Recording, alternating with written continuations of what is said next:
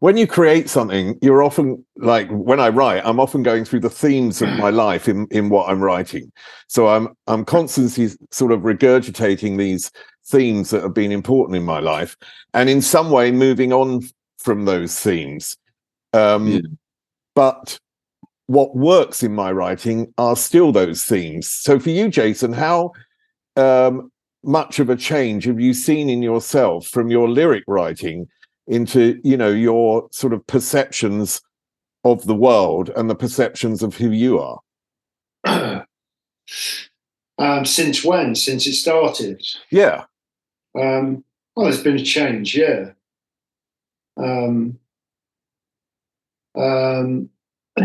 It's been a gradual change, but it has been there. It's shifted completely. The political things are still there, but now they're more better articulated, perhaps, to a certain degree, or more in keeping with my current position. I'm no longer working in an office or a warehouse or whatever. I'm a successful musician. So, yeah, they've changed and matured and become, I think, a bit more intelligent, perhaps. Do you know what I mean?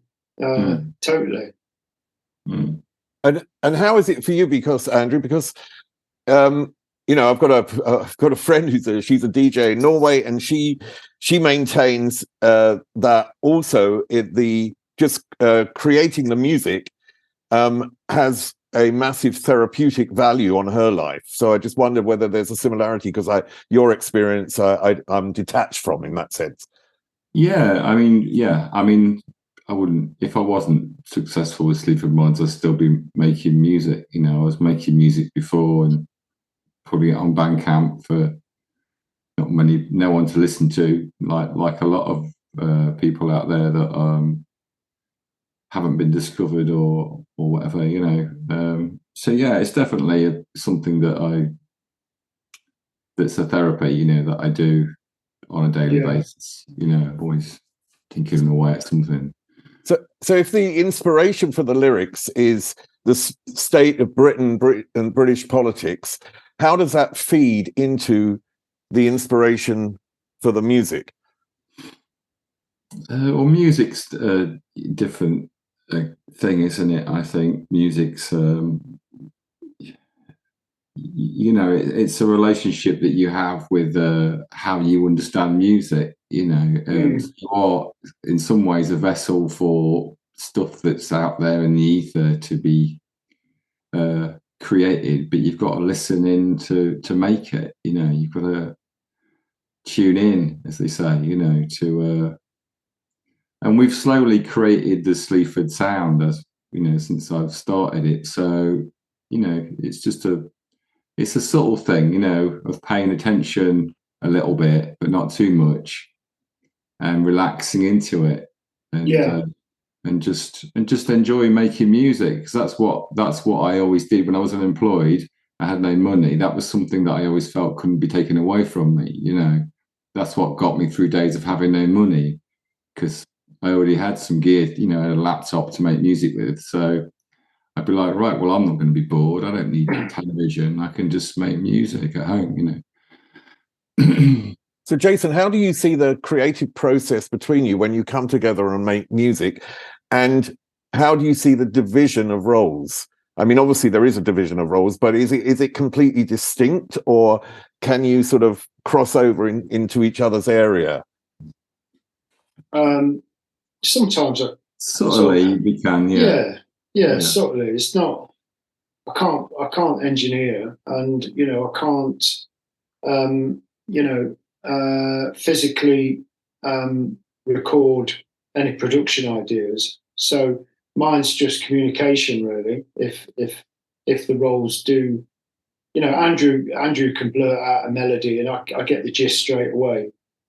And I'll, if I've got an idea for, sort of production, then I'll just, I tell him vocally, and that's as far as that goes. Most of the time, ideally, it's the music's done. We don't really need to do much to it. Andrew might do something there might be an odd suggestion from me, but not, it's not too in depth. You know what I mean?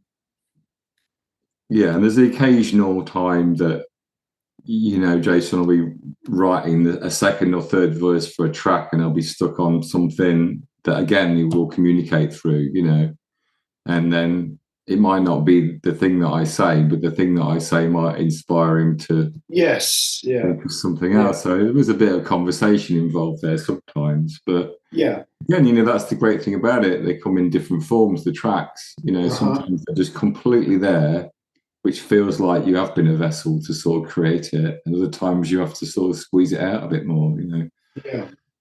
So what about when you work with other people like Billy Nomates or on the UK Grimm album, Florence Shaw? How does that work when they come in? What's that collaborative process like? Well, it's the same, isn't it, really? We kind of make the track, and then leave a gap, leave a verse for them to fill, and and send them that, and then they know exactly where they need to put their vocal.